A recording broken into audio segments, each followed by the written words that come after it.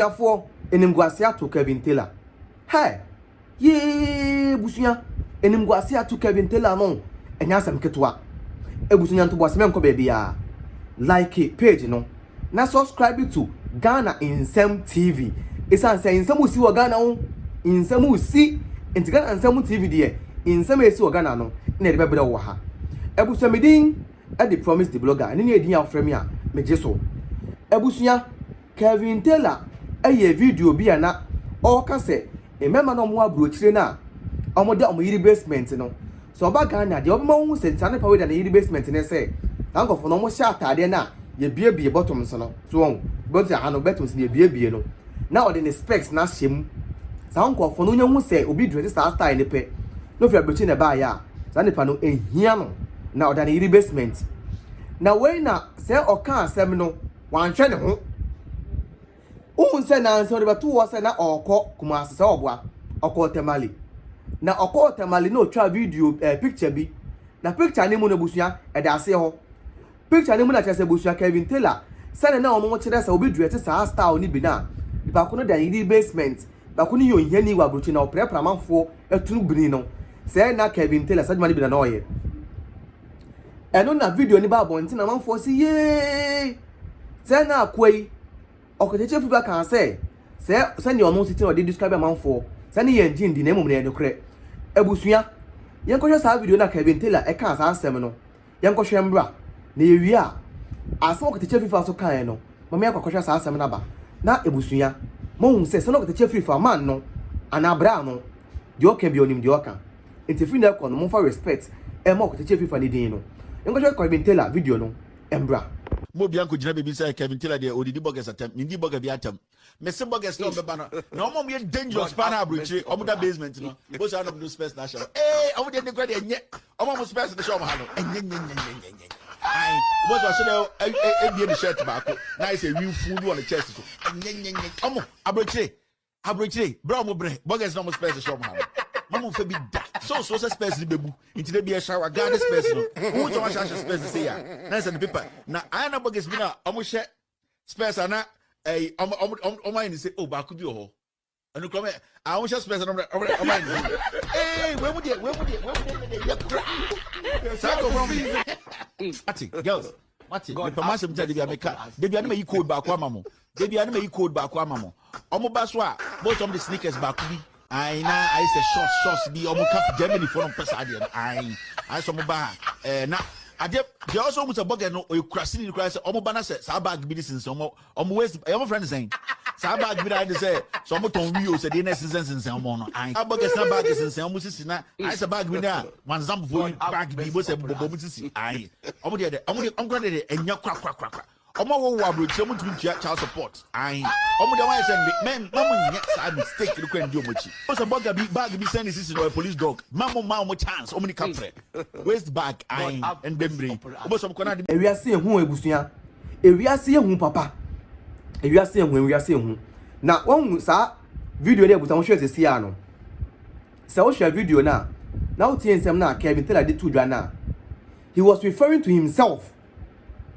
Because if you listen to the things that he was saying, now say obi free abrochire ba, now or dress that type of dressing na, pakona than the basement number 1. Number 2, nipa no e obi a ehia no. Now you oba, sa be man me mfe bi da. Not knowing that he was referring to himself. He was referring to himself. And this is the guy, he goes around and odim penifo atem, edi president, edi ahemfo atem. This is the same person. Not knowing that he was referring to himself.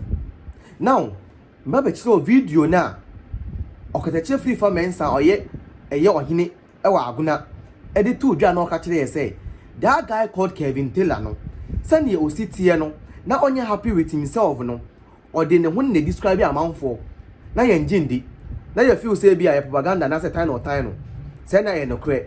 Now let's watch that video na Okatakyie Afrifa can say asem no embra ye wi a ye ba analyze enema na ye hwe hu say yes Kevin Taylor no onyo bia o oye nipa fontan tan a kire say kono kwa de nsa nka oka bi na nso no enam say enne wonya president a na adwin swa na odi na chinti no timi yesa na ya ebusua mo yan hwe Okatakyie Afrifa video no yan hwembra enko hwembra ebusua.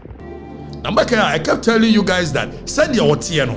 Sano describing the poem. Now or ye narcissist. Or Shannon or ye happy about himself.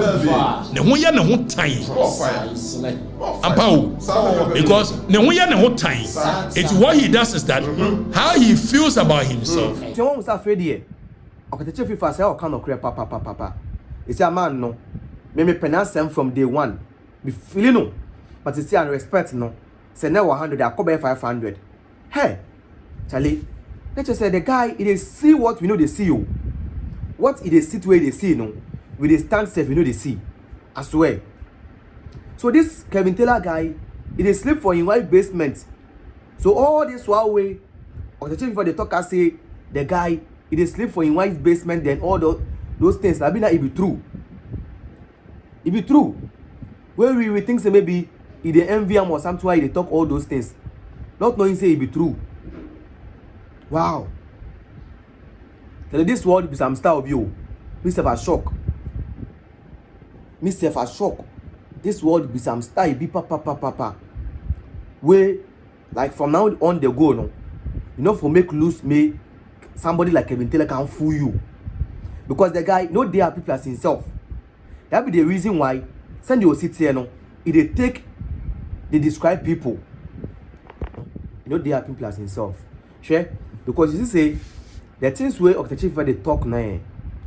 First, me not like sometimes I dey watch you I say maybe like you know sick of the problem where them get no. But after I see this video, where I know say no, then be like Kevin Tarloy no. All this while he dey fool us. The guy he be fool papa. Where they fool us.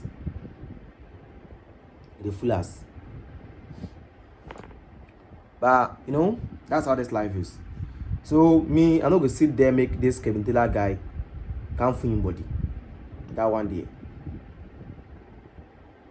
I'm not gonna sit make he can't do things or come talk. Nah. Me, you just say he reach time with for a reason. This guy, you don't get anything. Honestly, and you know for make it insult you. I swear. And okay.